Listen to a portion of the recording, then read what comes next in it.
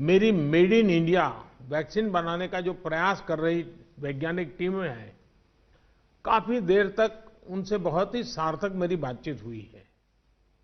वैज्ञानिकों से भी मिलने का मौका मिला है और भारत के वैज्ञानिक अपनी सफलता को लेकर बहुत ही आश्वस्त हैं।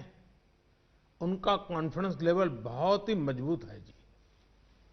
अभी अन्य देशों की कई वैक्सीनों के नाम बाजार में हम सब सुन रहे हैं, लेकिन फिर भी दुनिया की नजर कम कीमत वाली सबसे सुरक्षित वैक्सीन पर है और इस वजह से स्वाभाविक है पूरी दुनिया की नजर भारत पर भी है।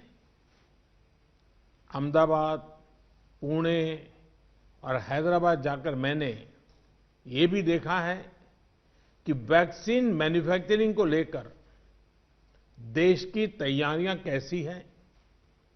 हमारे भारतीय manufacturers, ICMR, department of biotechnology और ग्लोबल इंडस्ट्री के अन्य दिग्गजों के बहुत ही संपर्क में रह करके तालमेल के साथ काम कर रहे हैं।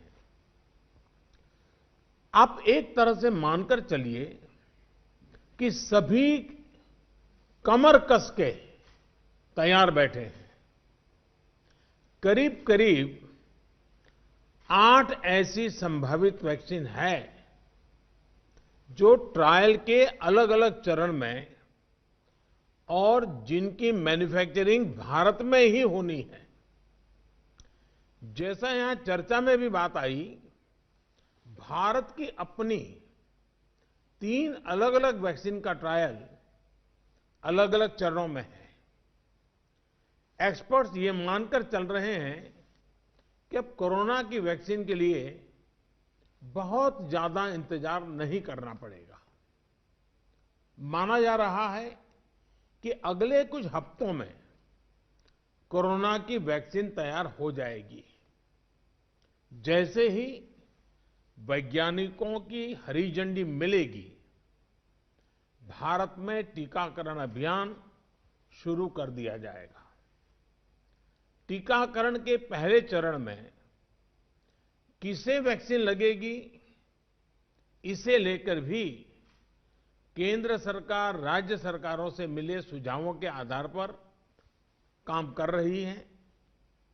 इसमें प्राथमिकता कोरोना के मरीजों के इलाज में जुटे health care workers, frontline workers और जो पहले से गंभीर बीमारियों से जूझ रहे हैं वैसे बुजुर्ग लोगों को दी जाएगी। साथियों, वैक्सीन के डिस्ट्रीब्यूशन को लेकर भी केंद्र और राज्य सरकार की टीमें मिलकर के काम कर रही हैं।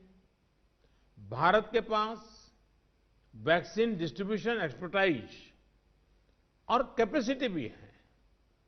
दुनिया के अन्य देशों के मुकाबले इस क्षेत्र में हम बहुत बेहतर हैं।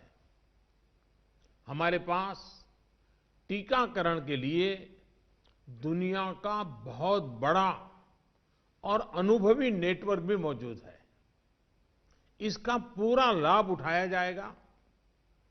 जो कुछ अतिरिक्त कोल्ड चेन इक्विपमेंट, अन्य लॉजिस्टिक की जरूरत पड़ेगी, राज्य सरकारों की मदद से उसका भी आकलन हो रहा है।